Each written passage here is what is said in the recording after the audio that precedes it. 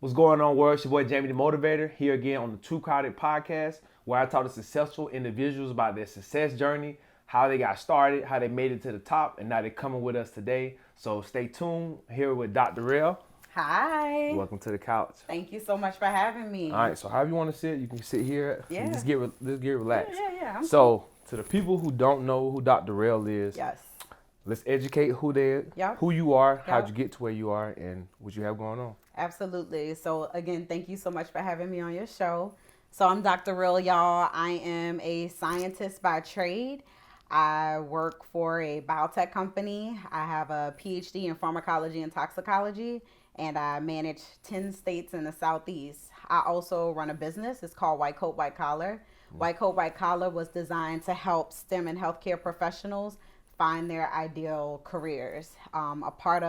Outside of having a podcast, we have networking events, and I'm just really big on providing a space for Blacks and women and minorities to feel as though they can be seen in corporate America and in the workplace. And so that's, in short, my story. So the very first thing that stuck out to me is when I reached out to you was a Black scientist. Yeah. Now, not even unknowingly, Yeah. you're the first Black scientist that I know of. Wow. And that's big in itself. So it was like, okay, I got to reach out to her because, it's like an anomaly. Right. Yeah. It's so funny. So before moving, I've been in Georgia now for 2 years, and I'm originally from New Orleans, but Where's the accent? I know. Are you really from New Orleans? I'm from New Orleans. Like what part? Born and raised New Orleans East. Wow. I grew up on Bullard. Anybody know the East? You know Bullard, exit. That's where I grew up. Okay. Yeah, so I'm from New Orleans, born and raised in New Orleans. Okay. But I moved to Georgia from New York. And it's so funny because since I've been in Georgia, and like I mentioned, I covered 10 states in the Southeast. I've been in East Carolina, South Carolina, rural parts of Florida. And sometimes when I'm working and I'm like propped up with my laptop at a coffee shop before I have to go into a meeting, I'll see our people. I'll see us. And, whether they're passing through work or, a janitor or whatever the case may be. And they ask me, like, what do you do? Like, they just see me, they just know something. And I tell them I'm a scientist. And they're like, you're the first scientist, not even just Black. Like, you're the first scientist I know. And so I'm glad you reached out, and it's just been very humbling for me to encounter so many people that are like, you're the first Black scientist that I know, because, being in this field I know many of me. Yeah. Because it's common for you. Yeah, I know many of me so much that I created a platform and a business around helping other people like me tap into different industries. Wow. Okay, so let's kind of, started from the top. How'd you get here? You look very young, so I'm sure you, fast track your journey. So tell us a little bit about your upbringing, college, up to how you are now. For sure. So, like I mentioned, I grew up in New Orleans, despite not having that hard accent. It comes out sometimes when I'm talking to my friends and my family. It comes out. But grew up in New Orleans, and I'm such a people's person, and that's why I really like my business too, because it gives me the chance to help develop and talk to people and inspire people and encourage people, which is, again, a part of the reason why I love what you're doing. Absolutely. Grew up in New Orleans, and I've always been that person, right? So I finished high school, and I wasn't focused. So I thought I would go to school for journalism. Like so many of us. Yeah. I was like, I want to go to school for journalism. My grades were so trash in high school that I couldn't even get into the universities in Louisiana that would allow me to take the journalism path to like be on the news in New Orleans. Like I didn't get in, which, if anyone's listening from New Orleans, Southeastern University, I couldn't even get into Southeastern University. Like that's how trash my ACT scores were and my grades were. And so at the time I was dating this guy. He ended up moving to Texas, and for the summer in between me finishing high school, I realized I didn't get accepted into any colleges that I wanted to go to. So I ended up following him to Texas. Mm-hmm. And my mom, thank God for mamas, right? Mamas, let me tell y'all, my mom is the truth. My mom was like, the summer, it was the middle of the summer. I'm still out there. So what you gonna do, Rell? And I'm like, I don't know. I didn't get accepted into any of the schools. Like, this is all I wanted to do. And I was like, I'll be a social worker. I want to be a social worker. And shout out to the social workers out there. And my mom, both of my parents are in the medical profession. Okay. So my mom's a nurse and my dad was a physician, an OBGYN. So my mom was like, I want you to do nursing. She was like, social work, you're going to be reading a lot. You're going to have a lot of work. And you're not going to get paid like I know you, the bougie little girl I raised. Right. Okay? So why don't you do nursing and figure it out? So she enrolled me at Southern University, New Orleans to do my prerequisites to transition over to LSU for nursing. Got you. So I ended up coming back to New Orleans, which was crazy too. So my boyfriend at the time, his father got sick and his father lives in Connecticut. So in the middle of the summer, I had got a job in Texas. He left. So I was like, my job I got in Texas was a summer job. So this is how God worked, right? It was meant for you to go back. Yeah, it was meant for me to go back home. It was meant for me to go back home. And I think the universe knew if he was still in Texas, I wasn't going. I would have been following him. But I wasn't following him to Connecticut. Right. I was like, nah, bro. That's too far.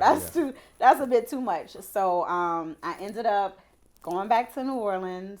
Like I said, my mom picked my classes. I literally showed up on campus with everything my mom has just set up for me. And I started taking classes, and I liked it. It was a period of my life where when I finished school, all of my high school friends went off to college. And because I didn't get into any of the colleges, they kind of like stopped talking to me. Yeah. And then my boyfriend at the time left. So I didn't have anybody. So I kind of engulfed myself in college. Mm-hmm. Like I didn't have any distractions. I started school, and that was like my outlet. Yeah, you get away. Going to campus, reading, studying in the library. I didn't really have a social life at that time. And so I just pushed myself into school, and it turned out, and I actually realized that I wasn't dumb. Like I felt dumb. I felt like I wasn't smart because I wasn't I think I had a lot of distractions. And so, like, the universe kind of isolated me where I was in a place to see that I'm not dumb. Correct. I'm actually, I'm not the smartest. I'm not gonna say I'm the smartest person, but I have faith and I apply myself. And again, I didn't have too many distractions to really just zone in on what it was I was doing. And so, started off at Southern University in New Orleans, majoring. So I was doing my nursing prerequisites. I took a class with Dr. Mims Devizin.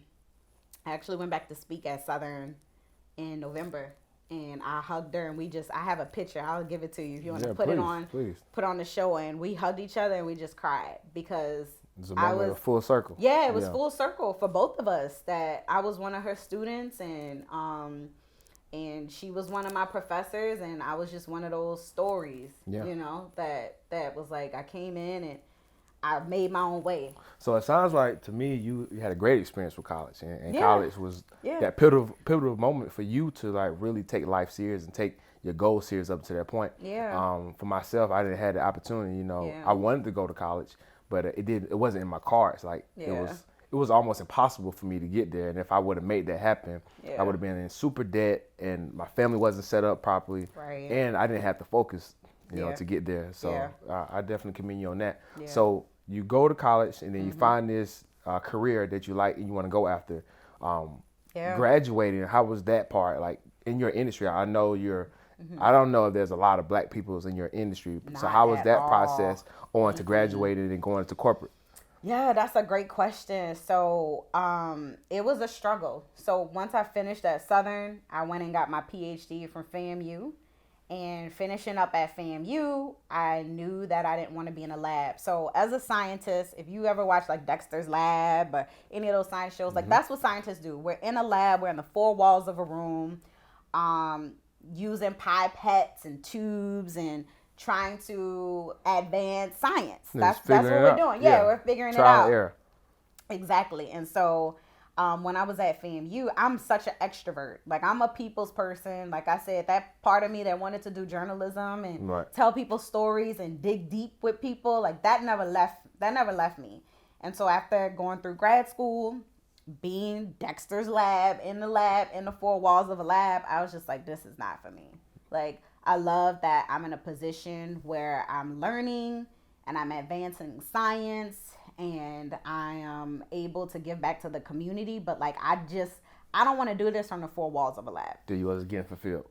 I was not at all. And so towards the end of my PhD, I started putting myself in situations where I could communicate science and advance my community outside of the lab. So I was in projects where I would talk to African American men about prostate cancer in the community, actually publish some papers from it in journals about some of the studies we found from doing it.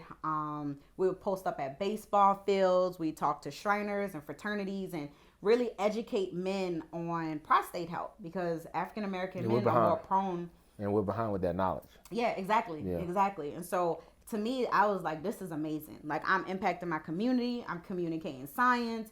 I'm breaking it down in a way where everybody can understand it. Like, that to me is why I feel like, God led me to this field. It wasn't for me to just be a scientist that no one, oh my God, you're a scientist. Correct. I feel like it's because I really have a passion for breaking down complex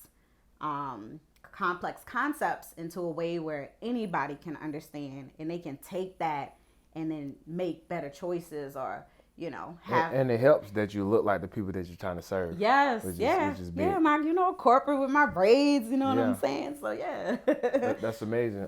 So what's been some of your greatest successes on this journey and greatest failures? Oh, I love that question. What you want me to start with? Let's start with the failures. Let's start with the failures. Okay. Oh boy. So I would say, I'm a person where I feel like failure, to me, I don't look at failure as failure. I feel like if an opportunity doesn't open for me and I'm disappointed, I think that's human. We desire things for ourselves. We want things for ourselves. And sometimes it doesn't happen when we want it, how we want it, or it doesn't happen. Correct. And we may look at it as a failure, but it may be a door closed because that's just not for us. So for me, I felt like a failure when I didn't get into any of those colleges, right? Mm-hmm. But if I would have taken that path, then I would have been in I probably wouldn't even be sitting in this room with you. Yeah, I would have been in a totally different scenario. Who knows where I would have been? But that failure led me to find out pieces of myself that I didn't know existed. And so for me, failure is not per se failure. So I would say that. I would also say that when I was finishing grad school, I wasn't getting into any jobs. I kept getting rejection letters. I felt like a failure then. How long did this last? Like this was months. Stage of looking for a job. Oh, it was a long time. I know it's a job, trying to find a job. Yes, and staying mentally involved and mentally engaged and still looking like everything's perfect at the same time. I think with me, I'm not a person, like I'm a wear my heart on my sleeve person, but I feel like that's worked to my advantage. People say, you shouldn't wear your heart. I've had people try to tell me, but if I'm going to be in a coffee shop all day applying for jobs and I keep getting rejection letters, like I'm going to tell my friends, like, girl, because I'm going to be excited, like, oh, I just put in this application. Like, I know I'm fired. Like, they going to hire me, and then they don't. And I'm just like, okay, what's wrong? So again, for me, like those moments of quote unquote failure, or those moments where I'm like, well, dang, why are they not choosing me? Like, I feel like I'm good at what I do. Correct. I know I can grow. I'm an adaptable person. So why aren't they seeing me for who I see me for? And those moments, again, just led me to where I needed to go. Correct. So all of those rejection letters that I got, I started reaching out to alumni. And I'm like, these are the jobs that I want. This is what I'm trying to do. Like, help me. I was just like, help me. Even to this day with my business, I've reached a place in my business where I realized I needed help. And in opportunities, I reached out to people more advanced people who are doing the same kind of services that I offer. And I have two mentors. One is a multi-millionaire, and another is a lady who runs a nonprofit for Black women in science and engineering. So just pushing the culture forward. Yeah, exactly. Yeah. So again, those moments where it's not failure. We're going to call them reflection moments, right? I like that. I feel like when you have those moments where you're like, when you're questioning what's going on, that's a time for you to reflect, and it's a time for you to adapt and continue to put out in the universe what you want. I didn't stop applying for jobs, but I did change my method. I wasn't just sending off applications. I reached out to alumni.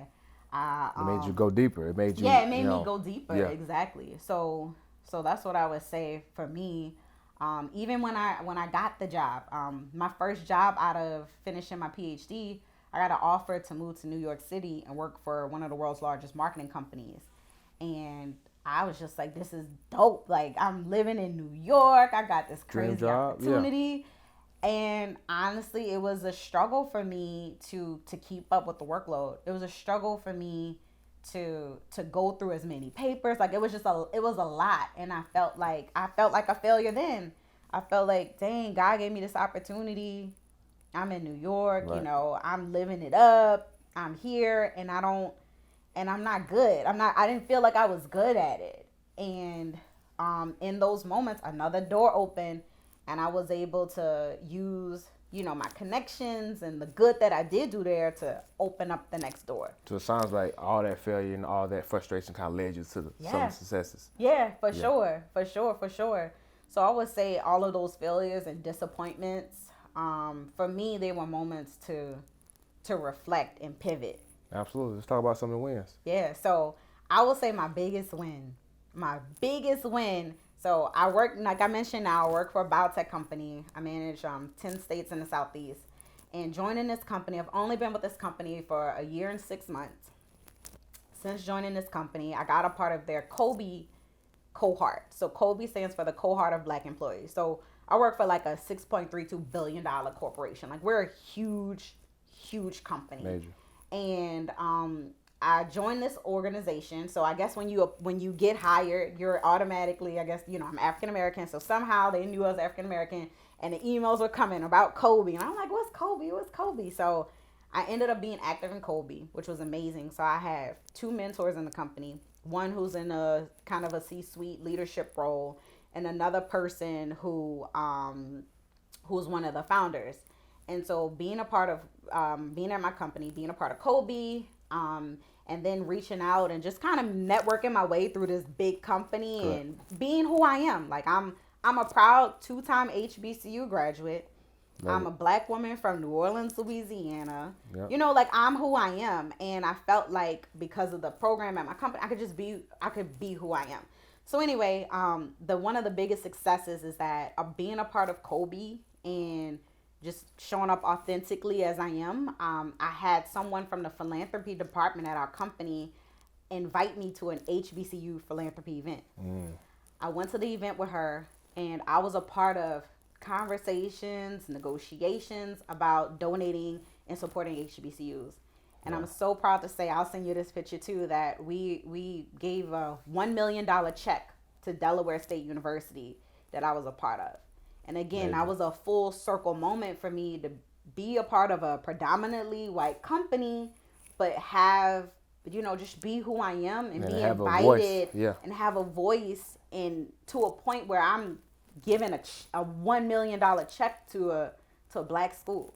Yeah, that's major. So that for me was like, I'm right where I needed to be. All of those failures, disappointments, moments of adjusting and reflecting and adapting were moments that led me to a moment like that. That's major.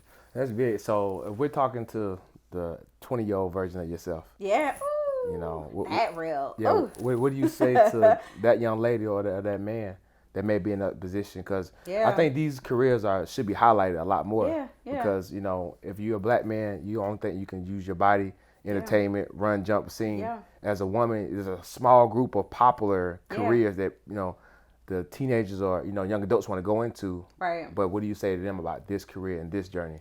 Yeah. So what I would say is, and I get this question a lot, like, you know, why should I be in corporate? They don't care about us.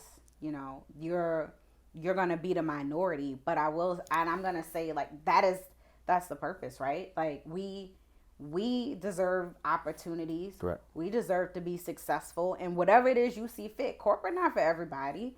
I'm in corporate. I also am an entrepreneur. Yeah. One may overpower the other at a certain time point, you know. But I will say, I feel like God puts desires in our hearts, right? If you have something that you want to do, and you're like, this is where I want to go, and this is where I want to be, and you see that for yourself, but you don't see, you don't see this. Correct. I feel like that's your chance for you to tap into that, for you to break into that. Like, there are monumental people in the world. We think of Maya Angelou. We think of Sojourner Truth. Like, someone had to start something. Yeah. Someone had to start something based off of what they aspired and what they wanted to do.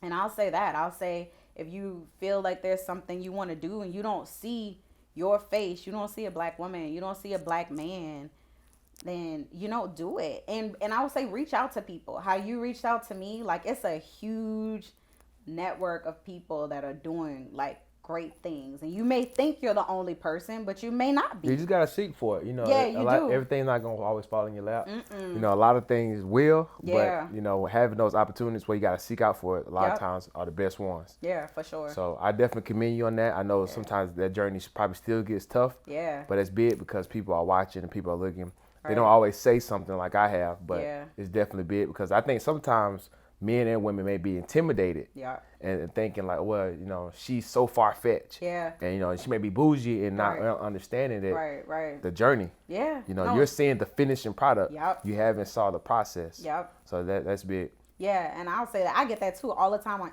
people find me on Instagram, like Dr. Canary. We actually met through Instagram, and people be like, "You seem bougie and stuck up," but now I meet you, like, you cool. I don't know if you curse, but you cool as fuck. Yeah, you know you what do. I mean? Yeah.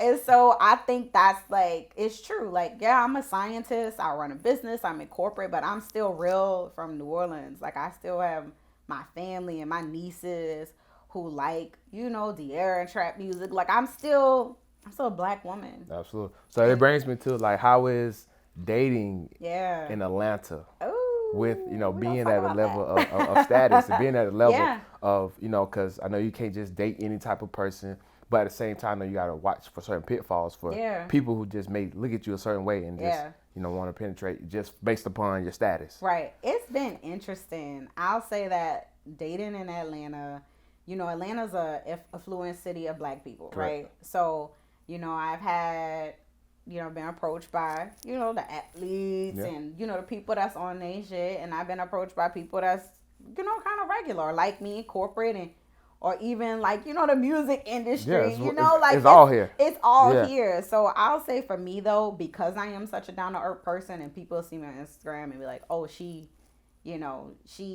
think I may come off from my pictures and stuff like I'm not a person of depth, and I am.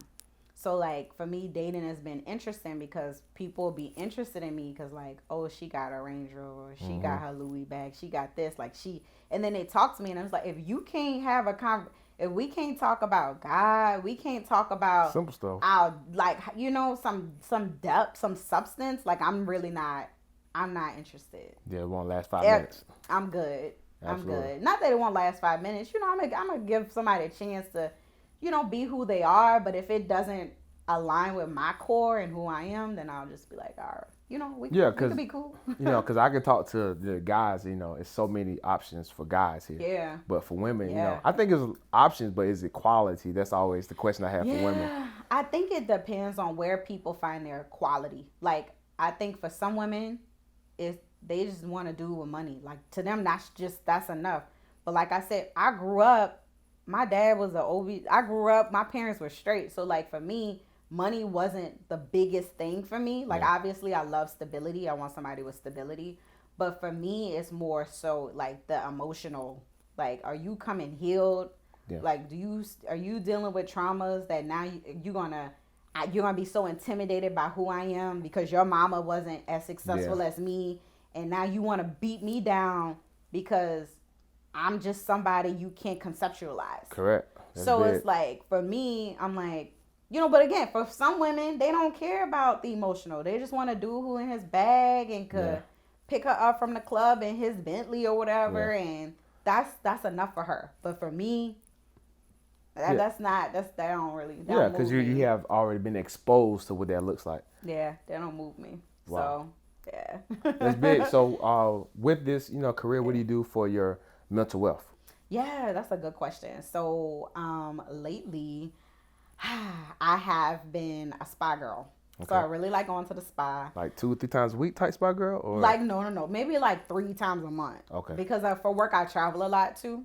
But I will say traveling too. Like, I really like, when I travel, finding coffee shops. So, like, going into places. I always say, like, putting myself in rooms or in areas where, like, it's new to me is fun. So, like, right before I came here, I knew we had this, the interview at noon. But I'm like near Midtown. So I was like, let me find a coffee shop nearby. But even that, like driving, I went to Panera, posted up in Panera. Like, to me, that's therapeutic. Just being in a space and an environment that's new. It's new and positive. Yeah. So I like stuff like that. The spa. I was in therapy for a while, and I'm actually trying to find another therapist. So that's something that I'm working on now. And I'm sure that was, how was your experience with that? Oh, I love therapy. When I was in New York, I was so stressed. So I think that's another thing now. Like, who y'all are seeing on camera right now, like my anxiety, my stress levels were crazy in New York, and I didn't realize it until I moved back to the South. So when COVID happened, I moved back to Georgia. It was by accident though. I actually was in Aruba. I had an overnight layover here, and a lot of my family left New Orleans and live here. So my nieces, my brothers, my mom, everybody's here. So I had the overnight layover in Atlanta, and I just missed my flight to go back home because it was COVID. It was like March 2020. I missed my flight, and I ended up staying with my mom, and I was just like, I've been away from my family for like 8 years. Wow. Like, that accessible to them. And I was just like, oh, I ain't moving back. Like, this is great. Like, this is great being here, seeing my nieces, my nephews, my brothers. My mama get on my nerves, asking me to grab her the remote even little stuff like that. Wow, I was like, I needed this. So I didn't realize how stressed I was until I got back near family, and I'm like, oh, this is where I need to be. Wow, that's good. Yeah. So I was bringing it to a close. A few more questions I have for you. So people who, I always think that, people think you can just get a job or get a education and just automatically, because of the job or education, end up successful. Yeah. But I'm one of those behind the scenes people. Yeah. So what are the top 3 characteristics that you have, learned over years that's contributed to your success that people don't see? That's a great question. I love how you said people think because you have education. And what was the other thing you said? Just a career or education. Yeah, that you just going to get successful. No, like it's you. And I emphasize this with my business too. Like, we all have certain skills and talents, and that's what you got to lead with.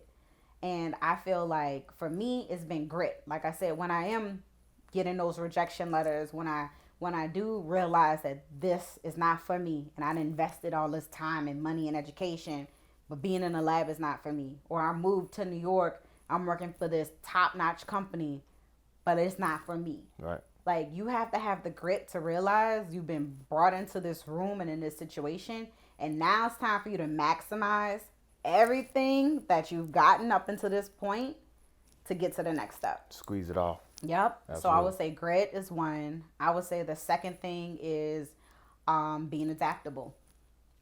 You can't walk into a situation saying it has to happen like this, and this. It may need to happen like that, this, and then this. Correct. For you to get to where you want to go, or to a comfortable place. And I think being adaptable has been one of my biggest assets. Yeah, you bend but don't break. Mm-hmm. Yeah. Exactly.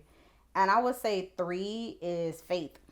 Honestly, I'm gonna work hard. So I'm one of those people where you don't have to worry about me working hard. Like, if I'm trying to figure out something or get something done, I will put my phone away, lock myself away, and read, write, get my thoughts out, brainstorm with all my markers. I'm gonna do the work. So for me, it's just the faith. Like, all right, I done did all of this research. I done planned this out. I done figured this out. How I know something's gonna happen. I don't know exactly how, but I know something's gonna happen for me. So going back to, I would say grit, adaptability, and faith. Yeah. But I'm gonna go back to one point. So as I mentioned, I got to a place with my business where I just felt like I was a little stagnant. and I knew I needed some additional support from someone. So I was watching the news one day, the same news I used to always watch. It's called HLN with Robin Meade. She just went off air. She's been on air for 20 years. Every morning I watch her Morning Express. A few months ago I was watching it, and I saw this lady on her show talking about career transitions. So again, as a scientist, that's what I do. I'm a scientist. I don't work in a lab. I work in corporate. So I help other scientists, physicians, pharmacists transition outside of their traditional roles. When you think of a physician, you think of walking in a doctor's office. Correct. They're physicians that do a bunch of other stuff. So I help those physicians learn about what other things they can do and then secure those jobs. The same with pharmacists. You go to CVS, Walgreens. Those pharmacists, that's not all that pharmacists do. So anyway, I'm watching the news and I see this lady, she's talking about career transition, how she helps other professionals transition careers. She typically works in the NFL space. So she helps like football players that are retired or been injured, like pivot careers. And so I didn't know that at the time, but she was talking about career transition. So I'm doing whatever and I'm like, career transition. I look at the TV and I see it's her, and they finally showed her name at the bottom. I immediately went to Google, Googled her name, found her on LinkedIn, added her, sent her a message like, "Hi, I saw you on the news this morning. You know, I love what you're doing. It's not a lot of us in this career transition space. Like, I love to just be connected to you. Like, I don't even really know what I want." I didn't say that, but I was just in other words, yeah. I just know I need to be in your space. Right. That's all I know. And so she was like, "Yeah, I'd love to, let's set up a call. Let's talk." Wow. She's my mentor now. Every month we have calls, and she's asking me questions that I didn't think to ask myself about my business. Like, she challenges my thinking. She pushes my faith. Like, and she helps me prepare for like, business meetings that fall in my lap sometimes. So it's just, it goes back to that faith, right? Like coming to a point where, all right, I'm not really feeling how this situation is right now. Right. I know something needs to happen, but I don't know what. And so then that happened. And then a month later, the lady went off. The show canceled. HLN was canceled. And it's crazy because I've been watching them for like 10 years. And then it ends with me taking seeing that action, show and meeting that lady. So, I think too, it helps being optimistic. Like, you really got to bet on yourself, but you really got to believe like good things are meant for you. Like, nobody's perfect. We all make F ups, No one's perfect, and you got to realize though that even in the midst of that, like, good things are meant for you. Good things are meant for you. If you push yourself and your heart is rooted in doing good, like, then good will come. That's good, but you just didn't stop there. You position yourself too. Exactly. So I hope they're taking with that is position yourself. Right. Taking action, because that was major action. That's something I would have did. Yeah. I've mentioned Steve Harvey 3 times. Yeah. And I know when I get to a certain level, he's like, "Man, Jamie, we want to talk to you." Like, man, he gonna be sitting right here. Yeah, he's gonna be talking to me. I'm like, yeah, I reached out to you 3 times. Right. But it'll be that consistency of action that I've taken to add along with my faith. Yep. So I like to close with a mantra. Okay. Something that means something to you. Yeah. Based upon our conversation, I like what you said, and it's like trusting God when you can't trace Him. Mm-hmm. And that brings me to having the mantra that I have, to trust the process. So all that goes together. Yeah. And for me, it's just like the process. Everybody, they want to trust it when they see it. Yeah. And that's not trusting the process. Mm-hmm. Trusting the process is, this is the end goal, but everything in between that people don't talk about, it's not fun, it doesn't feel good. Right. But you got to trust that. Right. And trusting that is kind of like if God told you to do it, no matter how it looks, no matter how it feels, no matter what comes, no matter what bills is about to be done, what evictions letters you got, no matter what's there, you gotta still trust it because God gonna put you through it. Right. So what's a mantra to you? Yeah. And what does it mean to you?